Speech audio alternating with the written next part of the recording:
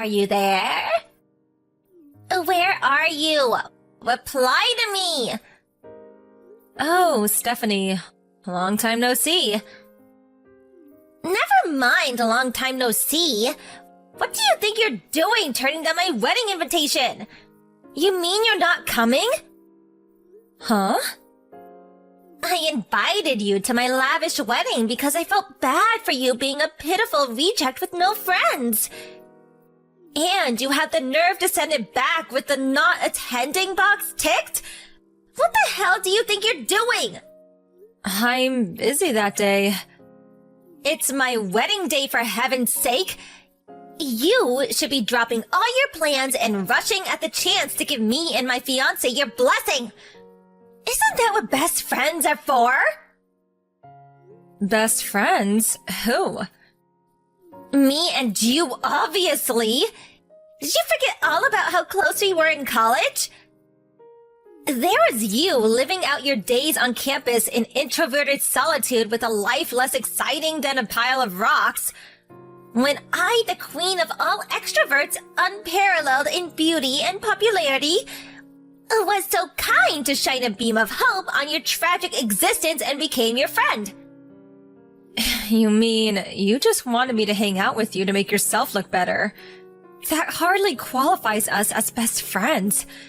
If anything, it just makes you a selfish narcissist. Anyway, Taylor is my best friend. Huh? Taylor? You mean that filthy peasant with no parents who's so poor she couldn't even afford to buy lunch? That Taylor? I'd prefer if you didn't talk about my friend that way. Isn't it the truth, though, lol? Anyway, enough of that. Let's get to business. I want to give you the maid of honor speech at my wedding. What? Plus, you can sing and play piano, right? I heard you were pretty good. I want you to perform for everyone after your speech. No, I made it very clear when I returned the invitation that I won't be attending. My schedule's full up. Well, you should make room in it to attend your best friend's wedding. Besides, why would you send me the invitation with less than a month to go until the ceremony? Even if I wanted to go, it'd be impossible on the timescale. Well, make it possible then. No, it's impossible because I have important business on that day I absolutely cannot get out of. What? You mean there's something more important than my wedding? That's exactly what I mean. Go on then, what is it? My boss's wedding. Seriously? You'd miss your best friend's wedding to go to some random guy from work's wedding instead? He's my boss, not some rando. And actually, he's a great guy who's always been there for me. I think it makes perfect sense to prioritize him over you. Are you saying I wasn't there for you back in college? You probably wouldn't have even made it through without me. The only thing I remember are your weird attempts to one-up me and put me down in front of everyone. No. Anyway, I can't help but feel that the only reason you sent me an invitation is because everyone else declined you. So you sent me one in an attempt to bolster the number, so that people who do attend don't realize everyone actually hates you. Sound accurate? It's not like that at all. I hit the bullseye, didn't I? I mean, come on, really? Best friends? Don't make me laugh. I'm done with this conversation. Good luck with your wedding. I'm sorry to contact you out of the blue like this. Am I right in thinking this is Alice's number? Maybe it is, but who's this? It's a pleasure to meet you. My name's Richard Bigglesworth. I'm your best friend Stephanie's fiancé. I apologize again for contacting you so suddenly, but I found your number on Steph's phone. I see. So, what could Stephanie's fiancé possibly want with me? I'll just come straight out with it. Why don't you attend our wedding? Huh? Surely you should be there to give your best friend your blessing on the most important day of her life. She broke down in tears. She invited you because she wanted her closest friend to be there on the happiest day of her life. It's a day that only comes around once, you know. But she said you suddenly returned the invite with not attending checked. I see. Like I told Stephanie, I have an urgent engagement on that day, so I can't come. Yes, and I'm telling you that the way you've gone about this is just wrong. You've been downright inconsiderate and disrespectful, I tell you. Despite the fact you returned the invitation agreeing to give a speech and piano performance a whole 3 months ago. You have the nerve to pull out now all of a sudden, with less than a month left until the wedding day. What? The invitation only came last week. Excuse me? Plus, I don't know if it was because she didn't know my address, but it was sent to my parents' house of all places. I immediately sent it back, making my intention not to attend crystal clear. And then Stephanie messaged me 2 days ago. She demanded that I attend no matter what, seemingly having no concern whatsoever for the fact that I already have plans of my own. That was also the first I'd heard of the speech and piano performance. Obviously, I told her that it was impossible to. Wait, what? None of this makes sense. It's exactly like I said. I didn't even know she was getting married until the invitation showed up at my parents' place last week. Say what now? To think you call yourself a best friend. That's abhorrent. Listen, Richard, you don't seem like a bad guy, so I'm going to explain this to you nicely. But me and Stephanie haven't spoke since college. It's been over 7 years. 7 years without so much as a single message exchanged between us. I haven't seen from her, heard from her, or even about her in all that time. Can you really call us best friends? What? None of this adds up. What's more, if I had to say one way or the other, far from being friends. I'd say we didn't actually get on that well at all. Really? Forgive me for asking you this, but do you think there's any chance her sending you an invitation might have something to do with the fact so many people, particularly people she listed as close friends, are turning down the invites? Are there really that many? About 90% of the invites she sent were declined. 90%? Jeez. Does that mean, while being fully aware of the situation, you messaged me without harboring a single doubt as to why no one wants to associate with her? You were listed number 1 as her closest friend, but she did say there was a chance you may have betrayed her. Betrayed her? How? Forgive me for dragging up the past here, Alice, but she told me the story of the time you and her were fighting over a certain boy in college. Eventually, that boy chose her over you, and they started dating. She explained how the two of you made peace a few days later, but she did say there was a hostile atmosphere for a little while because you were jealous. I did think that you holding a grudge against her for what happened back then made sense as a potential explanation for you not coming to the wedding.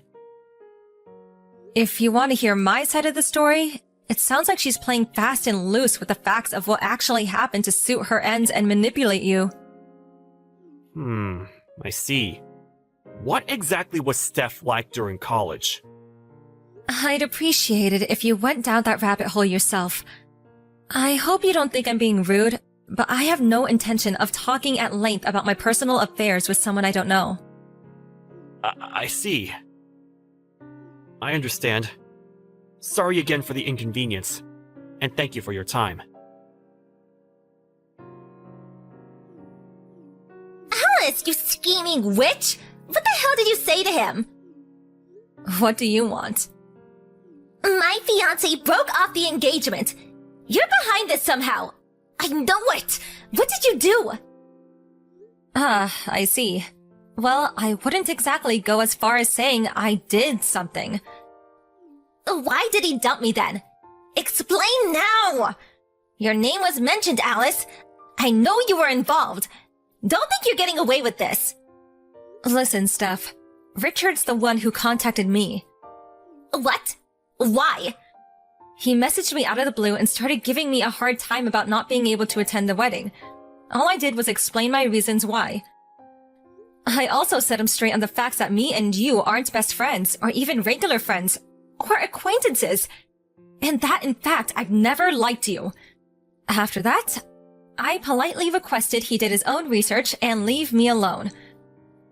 What have you done? This is awful! Do you have any idea how much damage you've caused? You could have told a couple of white lies for me. What would have been the harm? Aren't we friends? No. Do you have any idea how many people you made cry in my immediate surroundings back then? What?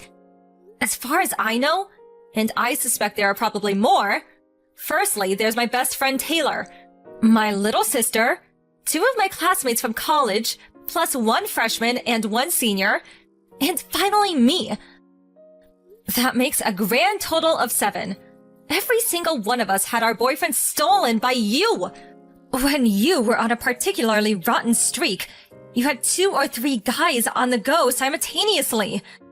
Not only that, you strutted around campus with your head held high, boasting of your accomplishments to anyone who'd listen, and relentlessly mocking your victims. What was your favorite line again? Oh yeah. This is just how life is when you're as beautiful as me. The fact that you've just had your engagement broken off 7 years later suggests to me that you probably haven't changed your ways since becoming an adult and entering society. It's not my fault guys want me. If anything, it's their fault for not leaving me alone. Were you born completely devoid of reason? What? I remember how you used to strut around flirting with other guys even when you knew they have girlfriends. Or how you'd welcome the advances of other guys even when you already had a boyfriend or boyfriends. The worst part was, you actually seem to take pleasure in wrecking other couples' relationships. You seem to be lacking the bare minimum of reason required to exist in human society, Stephanie. Don't be so mean. I'm gonna go out on a limb and guess that you totally deserve to get dumped by your fiancé and have the engagement broken off on this occasion. At the very least, you should use this as an opportunity to reflect on your life up until now and ask yourself why it might be that people consistently seem to want nothing to do with you. Goodbye. Richard messaged me again a couple of days later, apologizing profusely for the hassle his ex-fiancée had caused me. Our messages made him suspect her, and as well as keeping a close eye on her day-to-day movements, he conducted a thorough background check. When he did, he stumbled on an intricate web of lies involving several affairs, some of which he's still in the process of exposing. As things stand, his investigations have unearthed a whopping 3 secret lovers. On top of breaking the engagement, he not only took Stephanie to court for compensation, but all 3 of her lovers too. Obviously, the compensation also included the cost of the now-cancelled wedding ceremony and honeymoon. It turns out their own wedding was intended to be quite the extravagant affair, the total cost amounting to somewhere in the region of an unbelievable $70,000, including the damages owed for the 3 affairs. She now owes over $76,000, and not being partially well off financially, is now desperately trying to claw her way out of self-induced debt hell. I don't know whether it's because she's super poor now, but my best friend Taylor said she saw her disappearing into a crowd of people the other day. Wearing ripped clothes that looked like they hadn't been washed in weeks, and clutching some half-eaten bread crust like her life depended on it.